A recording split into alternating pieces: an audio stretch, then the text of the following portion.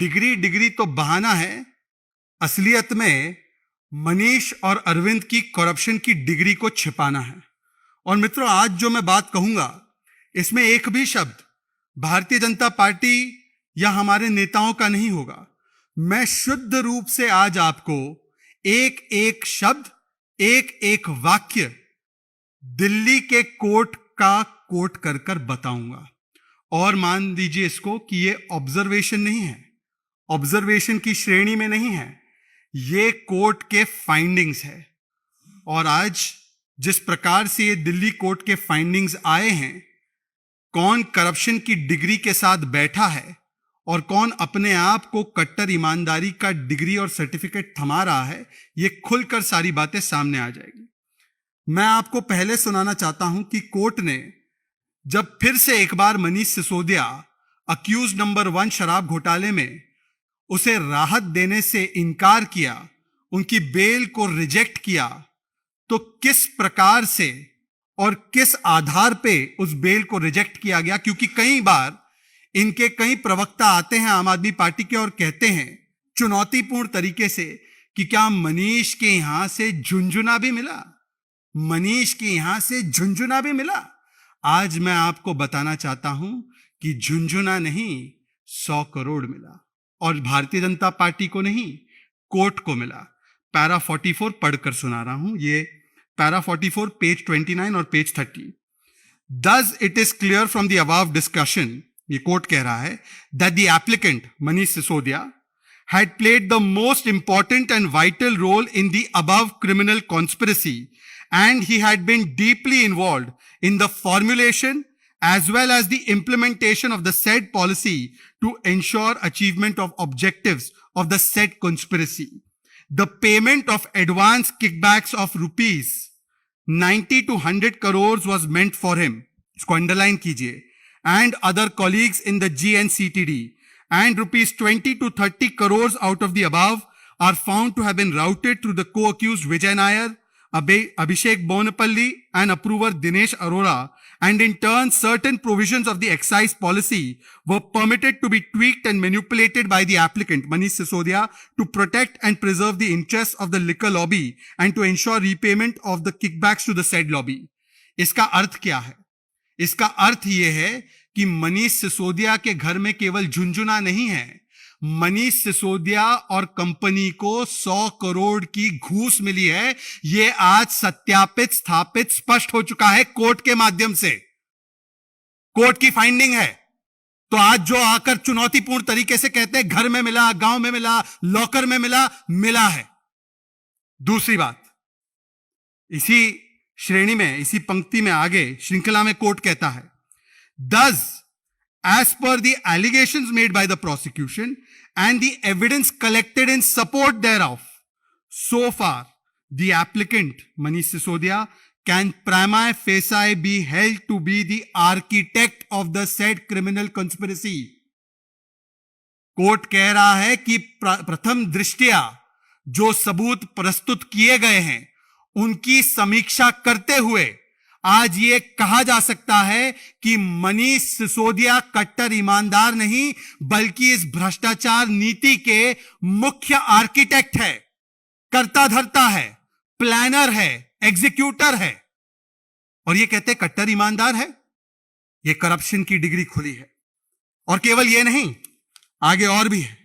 अब मैं आपको वो पैराग्राफ्स पढ़कर सुनाऊंगा जिसमें आपको पता चलेगा कि ये स्कैम, ये घोटाला, ये भ्रष्टाचार केवल मनीष सिसोदिया तक नहीं बल्कि दिल्ली सरकार के सर्वोच्च व्यक्तियों तक इसकी आंच जाती है। उसको भी सत्यापित करने का काम, स्थापित करने का काम दिल्ली के कोर्ट ने किया है। मैं पढ़कर सुना रहा हूं पैरा नंबर 31 जो पेज 21 पर। मुझे लगता है आप सभी के पास ये कोर्ट का ऑर्डर होगा, परंतु अगर नहीं है तो इस प्रेस वार्ता के बाद हम आपको उपलब्ध करा देंगे। Para 31, It has also emerged during the course of investigation that on 21/1/2021 itself, the applicant Manish Sisodia had called Shri Rahul Singh उस समय के एक्साइज कमिश्नर थे, और इनके साथ भी क्या क्या हुआ वो भी मैं आपको वर्णन करके बताऊंगा, कोर्ट के ऑर्डर में स्थापित किया गया है। He called Rahul Singh at his residence in the evening and on being shown the file containing the comments, suggestions received from publics and stakeholders in the liquor trade, he handed over a printed draft note to Shri Rahul Singh and directed him to prepare a cabinet note exactly on the same lines, while informing Shri Rahul Singh that a GOM, group of ministers headed by him, was to be constituted via the cabinet meeting proposed to be held on 28th of January 2021, and the said GOM will give certain directions to the excise department in connection with restructuring of the excise policy, and Delhi will be divided into several zones, etc. etc. मतलब कि पहले से ही यह तय था कि किस प्रकार से सरकार की हर एक इकाई, GOM और कैबिनेट क्या निर्णय लेने वाले हैं, यह कैसे पता था? इसका मतलब कि पहले ही सरकार के सर्वोच्च व्यक्ति से डिस्कशन करके इस पूरे स्कैम को एक प्रकार से एक्टिवेट किया गया। यह इसका प्रमाण है, क्योंकि GOM और कैबिनेट में जो फैसला होगा वो चीफ मिनिस्टर अर्थात इस स्कैम के किंग पिन के मान्यता के बिना हो ही नहीं सकता। और यह शहजाद पूनावाला बीजेपी नहीं कह रही है, यह कोर्ट के आदेश का पैरा 31 कह रहा है। उसमें आगे लिखते हैं, Rahul Singh expressed his reservations. Excise commissioner कहते हैं उस समय के कि मैं इससे कंफर्टेबल नहीं हूं कि एक्सपर्ट कमेटी की जो रिपोर्ट है, धवन कमेटी रिपोर्ट, और उसने क्या क्या कहा था, मेरे कॉलीग्स ने इसी मंच से आपको बताया है। एक्सपर्ट कमेटी रिपोर्ट को इतने बड़े पैमाने पे मॉडिफाई करने से मैं कंफर्टेबल नहीं हूं। I am not comfortable to modify it on a large scale, but the applicant told him, Manish Sisodia told him that he need not worry as directions for such restructuring will come from the GOM. कैसे थे पता था उनको कि GOM यही directions देगा, उसको इसी प्रकार से बदलेगा इस पूरी की पूरी पॉलिसी को।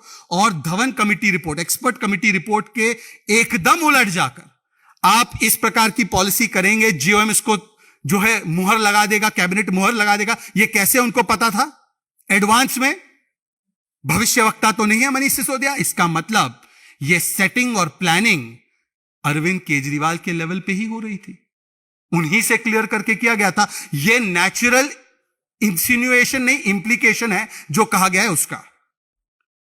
Further, a soft copy of the above draft is also found to have been sent by an official from the office of Manish Sisodia on the mobile phone of Shri Rahul Singh. आपने देखा प्लानिंग कैसे की गई। अब मैं आपको बताता हूं कि प्रेशर कैसे डाला गया। ये बड़े बेचारा बनते हैं ना, बेचारा बन के घूमते हैं कि हम तो बड़े बेचारे हैं, हमने तो बहुत सही किया। आपको मैं बताना चाहता हूं अब पैरा 34 में किस प्रकार से वर्णन किया गया है कि एप्लीकेंट यानी मनीष सिसोदिया ने किस प्रकार से दबाव डाला, और मैं पढ़कर सुना रहा हूं। The applicant Manish Sisodia got annoyed with Shri Rahul Singh as he did not prepare the cabinet note as per the draft handed over to him. जो ड्राफ्ट दिया था उसके हिसाब से नहीं किया तो वो नाराज हो गए, गुस्सा हो गए। और फिर क्या करते हैं मनीष सिसोदिया? कोर्ट कह रहा है, Shri Rahul Singh even stated that on 20th of January 2021 he was telephonically scolded and threatened by the applicant to be removed from the post of excise commissioner and was removed subsequently on 2/2/2021 in place Sanjay Goel joined।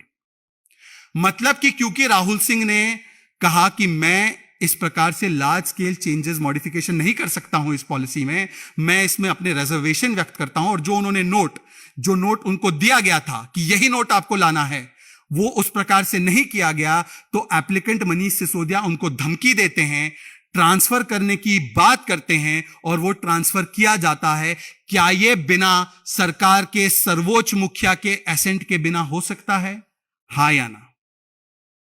इसके बाद मैं आपको para 35 पढ़कर सुनाना चाहता हूं, और यह सबसे एक्सप्लोजिव पैराग्राफ है।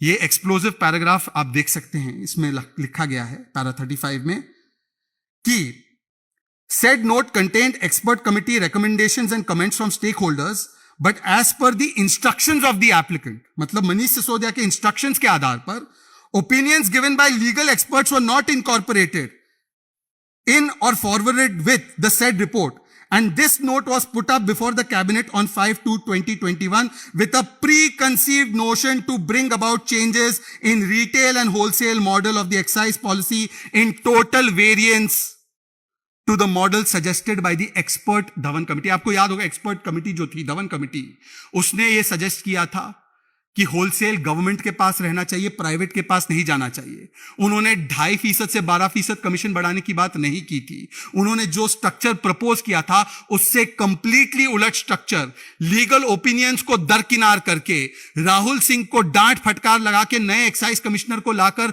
उसको टेलर मेक करके, क्योंकि किसी को मुनाफा देना है, उस प्रकार से आपने फिर इसको कैबिनेट के सामने रखा. यह मनीष सिसोदिया का कृत्य है. और मित्रों, मैं आपको बताना चाहता हूं कि एक और जो उनके पास अब बात सामने निकल कर आई है वो क्या है. पैरा 41 में लिखा गया है, क्यों आपने बेल रिजेक्ट की है इसके विषय में. There is sufficient oral and documentary evidence collected by the investigating agency to show that the applicant was instrumental. आप सुनिए इस बात को, क्या करते हैं मनीष सिसोदिया, जरा सुनिए, आपको पता चलेगा. कमीशन जो बढ़ाई गई थी 2 से 12% की, उसमें से यह डील था कि 6% कमीशन वापस आना है किकबैक्स के माध्यम से. अब जब एक लिकर वाले ने यह रिफ्यूज कर दिया उनको देने से, तो मनीष सिसोदिया क्या करते हैं और किस प्रकार से प्रेशर एक्सर्ट करते हैं, आप इसको सुनकर चौंक जाएंगे. The investigating agency has shown through oral and documentary evidence that the applicant was instrumental in getting surrendered the L1 license of Messrs. Mahadev Liquors by extending threats through approver Shri Dinesh Arora and co-accused Amit Arora, and by forcing closure of certain manufacturing units of the said licensee and some other persons related to the owners thereof by exercising influence upon the Excise Department of Punjab, where AAP was also ruling. And this was done because the said licensee was not acceding to the demands of payments of bribe equivalent to 6% of their profit margin out of the 12% profit margin kept for them under the said excise policy. मतलब कि ये केवल भ्रष्टाचार का मामला नहीं, ये दिन दहाड़े उगाई का भी मामला है कि आपको मैंने 12% प्रॉफिट का मार्जिन करके दिया है, यदि 6% किकबैक मेरे पास नहीं आता है तो मैं आपके ऊपर प्रेशर एक्सर्ट करूंगा. और इस केस में कोर्ट की तरफ से स्थापित किया गया है कि पंजाब सरकार, जहां पर आम आदमी पार्टी है, उसके एक्साइज डिपार्टमेंट के माध्यम से, क्योंकि उस पर्टिकुलर लिकर वाले का इंटरेस्ट वहां पर पंजाब में भी था, तो उस पर पंजाब सरकार की पंजाब एक्साइज डिपार्टमेंट से एक्सरसाइज इन्फ्लुएंस करके आपने उसको प्रताड़ित करके उसका लाइसेंस सरेंडर करवाया. मैं नहीं कह रहा, बीजेपी नहीं कह रही, कोर्ट का आदेश फाइंडिंग है, ऑब्जर्वेशन नहीं है. मतलब ये स्कैम मनीष सिसोदिया के डोर स्टेप पर खत्म नहीं होता. आजकल तो वक्तव्य अरविंद केजरीवाल ऐसे दे रहे हैं कि मनीष जी तो फांसी चढ़ जाएंगे, मनीष जी सूली चढ़ जाएंगे, मनीष जी बलिदान दे देंगे. ये मनीष जी तक नहीं समाप्त हो रहा जी. आप मनीष जी को वैसे बकरा बनाना चाह रहे हैं, पर ये उनकी दहलीज पर नहीं, ये केजरीवाल जी की दहलीज पर भी इसकी आहट है, और भगवंत मान की भी दहलीज पर इसकी सुगबुगाहट है. यह आहट और सुगबुगाहट दोनों सरकारों की दहलीज पर है. बताइए, ये करप्शन की डिग्रियां जो एक के बाद एक कोर्ट ने बाहर निकाली है, उसके विषय में क्या कहना है अरविंद जी आपका? और फिर अरविंद जी को बताना चाहता हूं कि यह स्कैम जो है, किस प्रकार से आपने इसको ऑर्केस्ट्रेट किया है. केवल दिल्ली के माध्यम से नहीं, पंजाब के भी माध्यम से. विजय नायर जो अब कई महीनों से जेल में है, उसको राहत नहीं मिली है. विजय नायर के विषय में यह कहा गया है, यह भी कोर्ट के पास दी गए डॉक्यूमेंट्स में, एफिडेविट्स में, रिमांड नोट्स में, कि विजय नायर एक मंत्री के बंगले में रह रहा था. कौन था वो मंत्री जिसके सरकारी निवास में विजय नायर रह रहा था और इस पूरे स्कैम को अंजाम दे रहा था, पैसे कलेक्ट कर रहा था, और जिसको आज तक कोर्ट ने राहत नहीं दी है? और इसके अलावा विजय नायर को फेस टाइम कॉल पर किस व्यक्ति ने इंट्रोड्यूस कराते हुए कहा कि इसको पैसे दे दीजिए, ही इज माय बॉय? यह भी कोर्ट के सामने आ चुका है. और इसीलिए आज ये कहना अतिशयोक्ति कतई नहीं होगी कि ये स्कैम जो हुआ है ये मनीष सिसोदिया की करप्शन डिग्री नहीं, बल्कि ये अरविंद केजरीवाल की करप्शन डिग्री और भगवंत मान के पंजाब सरकार की भी करप्शन डिग्री को एक प्रकार से खोल कर रखने वाला स्कैम है। और आखिरी में मैं एक पैराग्राफ पढ़कर सुनाना चाहता हूं। ये बेल क्यों रिजेक्ट हुई है? ये कहते हैं ना, कोर्ट ने कहा है, there is serious apprehension of destruction of evidence / tampering of evidence or even influencing of some prime witnesses, in this case by the applicant or in his instance in case released on bail।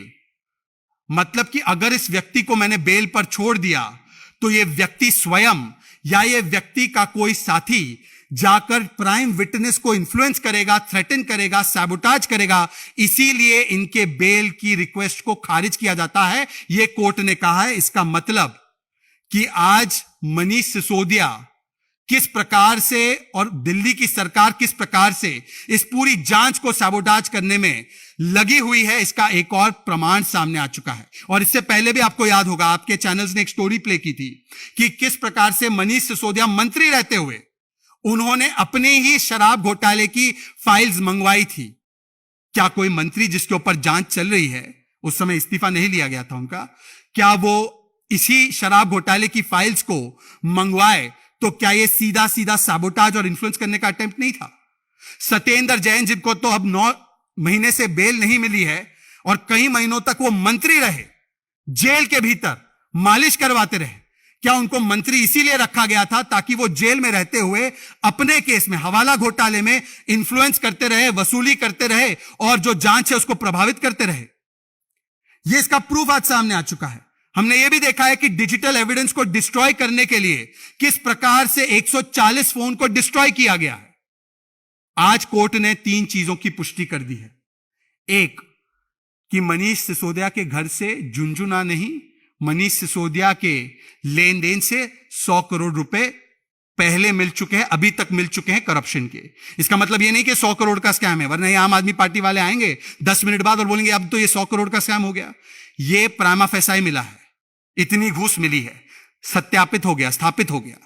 दूसरा, यह scam Manish Sisodia के door step पर नहीं, यह शराब मंत्री का घोटाला नहीं था, बल्कि यह पूरी सरकार का, यह इंडिविजुअल नहीं, यह इंस्टीट्यूशनल घोटाला था। यह कोर्ट ने साबित कर दिया। जिस प्रकार से एक्साइज कमिश्नर से लेकर कैबिनेट में और जीओएम की जो प्रोसीडिंग्स हुई उसका वर्णन कोर्ट ने किया है। तीसरी बात, कि इस जांच में किस प्रकार से बाधा डालने की कोशिश निरंतर की जा रही है और किस प्रकार से आर्म ट्विस्टिंग की कोशिश की जा रही है और किस प्रकार से सरकार जांच को प्रभावित कर रही है, इसका भी प्रमाण आज कोर्ट की तरफ से आ चुका है।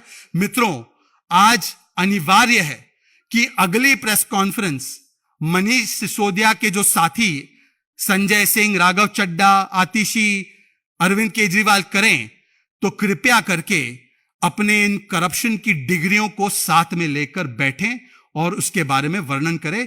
और जो स्पेसिफिक सवाल मैं फिर से रिइटरेट करना चाहता हूं, जो इसी मंच से अलग अलग नेताओं ने पूछा है, अरविंद केजरीवाल जी क्या आप भी एक कट्टर ईमानदार है? अरविंद केजरीवाल जी, क्या कोर्ट आपके खिलाफ वेंडेटा पॉलिटिक्स कर रहा है? अरविंद केजरीवाल जी, क्या 2.5% से 12% कमीशन को किया गया, तो क्या इस कमीशन को करने में आपने एक्सपर्ट कमेटी की रिकमेंडेशंस को नकारा था या नहीं था? अरविंद केजरीवाल जी, आपने ब्लैकलिस्टेड और मैन्युफैक्चरिंग कंपनीज को क्यों आने दिया? अरविंद केजरीवाल जी, जो ब्लैकलिस्टेड कंपनीज थी उनको शो कॉज नोटिस जारी हुआ था 2021 में, उस पर सारी कार्रवाई क्यों रोक दी गई? अरविंद केजरीवाल जी, क्या 6% कमीशन आपको वापस आया या नहीं आया, जिसको आपने चुनाव में लगाया, जिसके विषय में स्टिंग ऑपरेशन भी हुए हैं और वो स्टिंग ऑपरेशन भी मीडिया के माध्यम से सामने आए हैं? और जब 6% कमीशन नहीं दिया गया तो क्या पंजाब की सरकार के माध्यम से एक्सरसाइज किया गया इन्फ्लुएंस को और कुछ लोगों को आर्म ट्विस्ट करके उनसे घूस कलेक्ट की गई? क्या अरविंद केजरीवाल जी, अगर यह भ्रष्टाचार हुआ ही नहीं तो नई पॉलिसी से पुरानी पॉलिसी पर क्यों गए? और अरविंद केजरीवाल जी, अगर यह भ्रष्टाचार नहीं हुआ तो आप ही की सरकार ने आरटीआई में जवाब क्यों दिया कि नई पॉलिसी के तहत लगभग 1800 करोड़ का मिनिमम रेवेन्यू लॉस हुआ? इन सारे स्पेसिफिक सवालों का कोई जवाब आएगा ये आप और मैं दोनों जानते हैं कि इनके पास केवल डी ग्रेड है इनकी डिग्री में, डी ग्रेड। डाइवर्जन, ये डाइवर्जन और डाइवर्जेंस, ये डाइवर्जन ग्रेड करके अब फिर से इस मुद्दे को भटकाने के लिए एक नया विक्टिमहुड कार्ड लाएंगे, एक नया इमोशनल कार्ड लाएंगे, एक नया ड्रामा का कार्ड लाएंगे। परंतु करप्शन की डिग्री में ये डी ग्रेड नहीं, अब करप्शन की डिग्री लेकर बैठे आम आदमी पार्टी वाले लोग। आपके सवाल में दो पार्ट है। जो पहला पार्ट है कि आम आदमी पार्टी आज इनके साथ खड़ी है, तो ये तो भ्रष्टाचार का है भाईचारा। अरविंद बोले राहुल को, तू लगे मुझे प्यारा। बताइए, जो जर्नी शुरू हुई थी इंडिया अगेंस्ट करप्शन के नाम पर अन्ना हजारे के अनुयायी बनके, आज वो आ चुकी है जेएफसी पर, from IAC to JFC. JFC means justification for corruption. IAC में अन्ना जी के अंतर्गत काम करते थे, जेएफसी में आजकल ये लोग लालू और राहुल के नीचे काम करते हैं। तो ये आईएसी से जेएफसी की सियासी धर्मांतरण यात्रा मैं इसको कहता हूं, पॉलिटिकल कन्वर्जन यात्रा की है। अब आपका जो दूसरा हिस्सा है, मैं तो स्वागत करता हूं कि चलिए देर से ही सही कांग्रेस पार्टी ने देश की न्याय प्रणाली और न्याय व्यवस्था में आस्था जताने का काम और किया है, और उन्होंने अब सूरत की कोर्ट में आस्था जताते हुए अपील फाइल करने की, जैसे आपने बताया खबरें आ रही है, ये निर्णय किया है। तो ये तो स्वागत योग्य है कि कल तक काले कपड़े पहनकर काले कारनामे करने वाले, काली मंशा वाले ओबीसी समाज का अपमान करने पर गर्व महसूस करते हुए कोर्ट के खिलाफ जो दुराग्रह कर रहे थे, आज इस कोर्ट और न्याय प्रणाली के प्रति ये काले कपड़े पहनकर काली मंशा वालों की सफेद मन वाली आस्था जगी है। तो इसका मैं स्वागत करता हूं। हाँ, पर एक सवाल मन में उत्पन्न होता है कि ऐसी क्या बात रही कि कुछ केसेस में तो चंद घंटों में ये पहुंच जाते हैं कोर्ट के पास, और कुछ केसेस जब ये स्वयं कहते हैं इनका सर्वोच्च नेता है तो उसमें इतने दिन लगे। और आज तो केवल कोर्ट के पास नहीं पहुंचना चाहिए, इनको तो जनता के पास पहुंचना चाहिए, माफी मांगनी चाहिए कि इन्होंने कोर्ट और न्याय प्रणाली का अपमान किया। इनको तो ओबीसी समाज के पास पहुंचना चाहिए और ओबीसी समाज के सामने जाकर नाक रगड़कर माफी मांगनी चाहिए कि एक व्यक्ति विरोध में, एक पार्टी विरोध में इन्होंने इस देश के संपूर्ण ओबीसी समाज का अपमान किया और आज भी उस पर ये गर्व मनाते हैं। तो मुझे लगता है सिर्फ याचिका कोर्ट में नहीं, क्षमा याचिका ओबीसी समाज के सामने भी होनी चाहिए। मुझे लगता है कि उद्धव ठाकरे जी के बिलेटेड रिस्पॉन्स के बाद कांग्रेस पार्टी का महाराष्ट्र में एक और सहयोगी अगर इस प्रकार का करारा तमाचा राहुल गांधी के दिए गए तर्कहीन अपरिपक्व बयानों पर देता है, तो इसको बड़े गंभीरता से हमें लेना चाहिए। स्वतंत्रवीर सावरकर जी को ग्रेटेस्ट सन ऑफ इंडिया स्वर्गीय इंदिरा गांधी जी ने पत्र में कहा था, remarkable son of India. Postage stamp जारी किया था और जहां तक मेरी जानकारी है उन्होंने अपने स्वयं के कोष से भी उनके फाउंडेशन और उनके लिए पैसे दिए थे। नरसिम्हा राव जी जो कांग्रेस के प्रधानमंत्री रहे हैं, हालांकि मानते तो नहीं है इतना, उन्होंने भी स्वर्ण अक्षरों में स्वतंत्रवीर सावरकर जी की भूरी भूरी प्रशंसा की थी।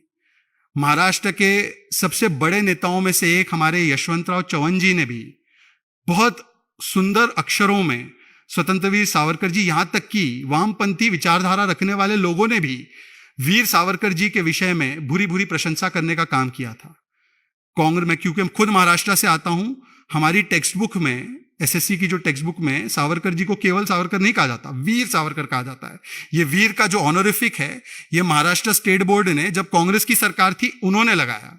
आज शरद पवार जी का वक्तव्य राहुल जी के अपरिपक्व ज्ञान पर एक करारा तमाचा है कि क्या तुमने अपनी दादी को, तुमने यशवंतराव चव्हाण जी के बयानों को, तुमने नरसिम्हा राव जी के बयानों को, तुमने अपनी कांग्रेस सरकार के इस स्टैंड को कूड़े के डिब्बे में डाला है।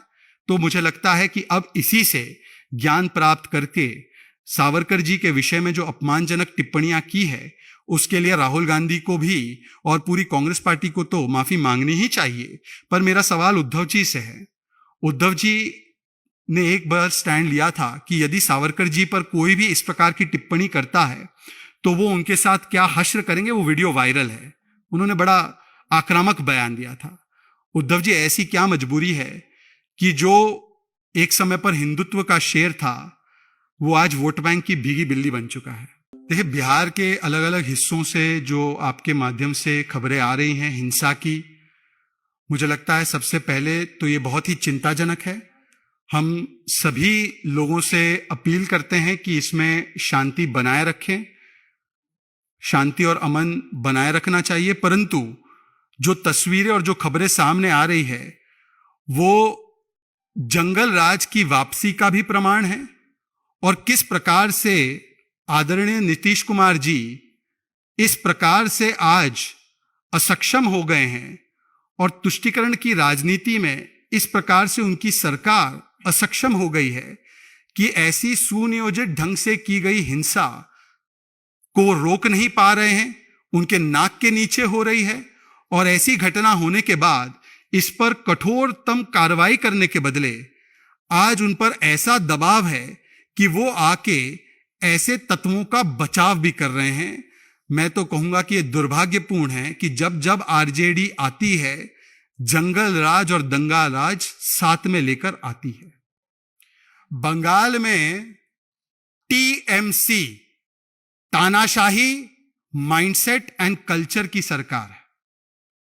तानाशाही माइंडसेट एंड कल्चर ने अपना तब भी प्रमाण दिया था जब पोस्ट पोल वायलेंस हुआ था, जिसके विषय में हाई कोर्ट ने कहा था कि रूल ऑफ लॉ नहीं, लॉ ऑफ द रूलर है।